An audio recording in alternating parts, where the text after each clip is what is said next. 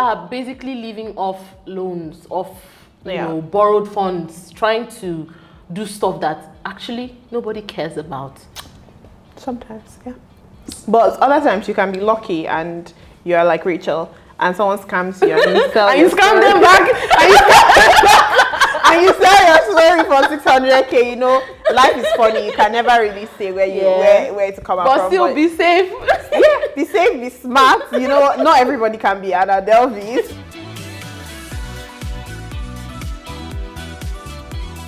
Hi everyone, my name is Chidinma. Welcome to another episode of Bird Talk with Raven. As always, there is something we can learn from everyday life about our finances, especially from movies, if we pay a little bit more attention to the storyline.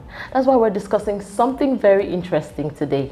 And I have with me on the show, Loretta. Hi, Loretta. Hi, Chidinma. How's it going? Very well, thank you. So we're looking at a movie today, Inventing Anna. It has created a lot of buzz as at the time it was released. Yeah. So as an avid movie, watcher, I don't know if to say you're a, reviewer, a critic. Yeah, Can you tell TV us show about? enthusiast. Yeah, so I like to spend all my free time watching TV. So Inventing Anna, I think Inventing Anna came out in 2021, but I didn't see it until like 6 months later after I blew up on Twitter. I became all the popular memes. I saw it last year, and it's about Anna Sorokin, who is a German-born New York socialite. So essentially what she does is that she's foreign, so she was in New York City, essentially tricking the upper class elitist people in New York and telling them that she was a German heiress with like a large fortune, and essentially using that clout to get services and goods for free. So like, for example, she had a celebrity fitness instructor. Yes. She worked for this upper class woman who gave her card to use it multiple times. Nora, yes. She dated this guy that was like a well-funded how did she get that guy? Like a well-funded startup owner. Yes. And she was staying in a New York hotel the entire time she was there. I think she was staying there for months in their most expensive suite. It was $1,700 a night. And she never paid. She never paid. It's like goals on one side, and on the other side is like, is money even real? I watched that movie several times, and I had a hard time understanding her drive. Like, how did one person fool all these people with nothing? She was not from a wealthy family. She was just basically selling a story of her fake identity, how much she has, how much her father was worth, how much trust fund she had. She lived a very luxurious life. She was all about the designers, the expensive lifestyle. And there were several times in the movie that I thought she was going to break. Like when she was going to run out of money. I think she got very close multiple times. Yes. But she's just the kind of person that she's like, okay, I'm alive. So which new scam am I going to run? After going through this movie like multiple times, I have a lot of money lessons out of it. Like I learned a lot. But for you, what are the money lessons that stand out? Okay, I think the first one is that money is a tool. Yes. Even though Anna didn't have anything, she knew how to make the money that she had work for her. Even from when she was a teenager, she was copying the girls in her school were wealthier. Yes, she was reading all the magazines. Exactly. She knew the kind of internships that she went to get that would give her the kind of background that she can use. Yes. And another thing I noticed is that when she had money, she wasn't particularly stingy with it. Like she let it go. Like she was tipping a lot. Yeah, she was tipping a lot and spending a lot. So like the craziest thing about her scam was how much she was getting in and how much she was also giving out. Because she was getting so much money from scamming people, and she was giving her friend at the hotel so much tips. That's Neff. Yes, giving them so much tips. She bought Neff's loyalty. Yeah. Neff was a die-hard friend till the end. Simply because of how generous she was. She was. Yeah. So money can work for you. You just need to know how to put your money to work. And she was using the money to buy clothes that made her appear a certain way. Exactly. She was using the money to get access to clubs that made her look a certain way. She was using the money to get access to people that made her seem richer. So I think that in that way, she was very, very good at it. It's just that her final scam didn't really click. Yes. Okay, yes. so do any other money lessons stand out for you? Okay, so I would say for me, the one that stands out right from the beginning of the movie was self-care. Yeah. And I would point that out specifically to Vivian. Vivian was pregnant. Yeah. Vivian was an editor, a writer at, her place of work. And Telling Anna's story. That was what she was doing. And she was so enveloped in the story that she forgot herself. Yeah. I remember the she missed her first doctor's appointment, and at the second one she was throwing a tantrum. She wasn't even concerned to know the sex of her baby. Yes. And that's a very precious moment. Like every mother knows that, right? So she wasn't taken care of. She was constantly reminded. She was very detached from that process. Exactly. Yeah. She was. I was wondering, is this person a mother at all? Like, does she know the next phase of her life that she's going into? She wasn't interested in it at all. Like, even towards the end of the movie, she sat down for a very long. Some people will call that determination, but she wasn't taking care of herself. She wasn't, taking care of herself in the way that she should. Yeah. When they went for that getaway, she and her husband, Vivian, and you saw how relaxed she was. I mean, it was like for the first time, she was like, okay, life can be like this. Life can be like this. The husband said he wants to float home. The house was scented in sage. Yeah. There was a lot of, skincare. The silk, the sheets were made of silk. Yep. They were so relaxed, and you could see so much love between them. Because I used to think they were just flatmates. Yeah, the connection was not there. No connection. So taking care of yourself is very, very important. No matter how much you want to achieve, no matter how much you want to make, you need to live in the moment. You need to live life in colors. You need to enjoy. You need to enjoy the money that you're making. Enjoy the money you're making. I mean, some people would say it's contradictory, right? Yeah.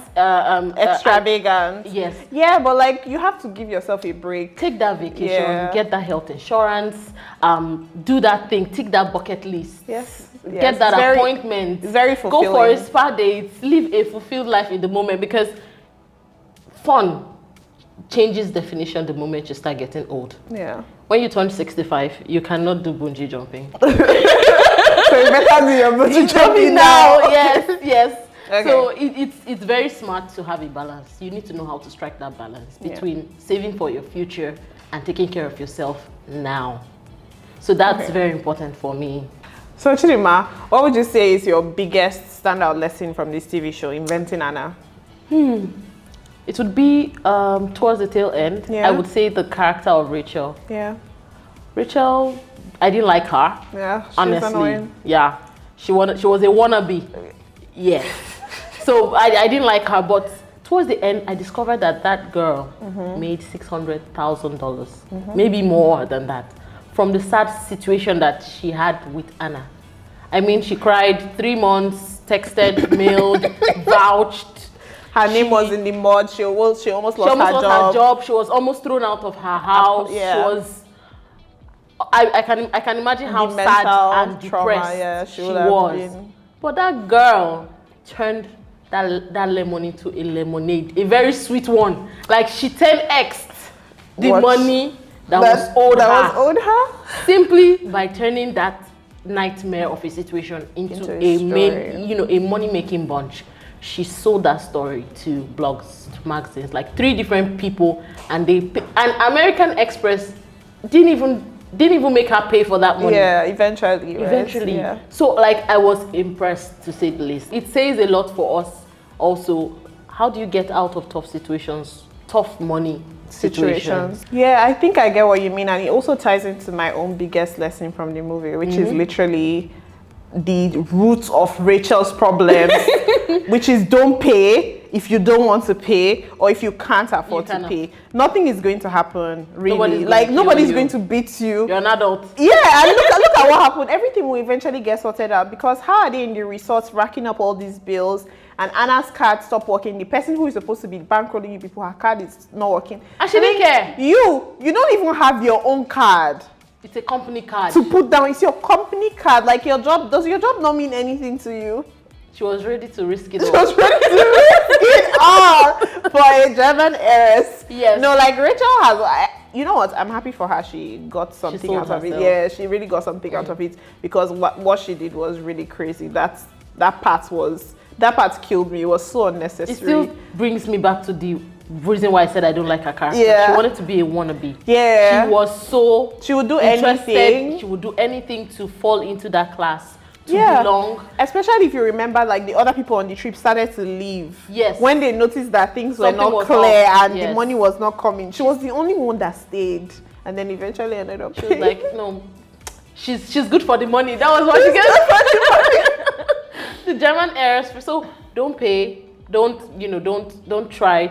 You're not trying to impress anybody. Yeah. I felt she was doing too much. She was trying so hard to impress Anna, to show that I got this, I can do it, I belong, I fall in this category. And you don't have to live, what we call in these times, fake life. Yeah. You want to buy that designer clothes. Yes. All those things. Go to all the vacations. You get be on a private jet. Nobody knows what's in your account.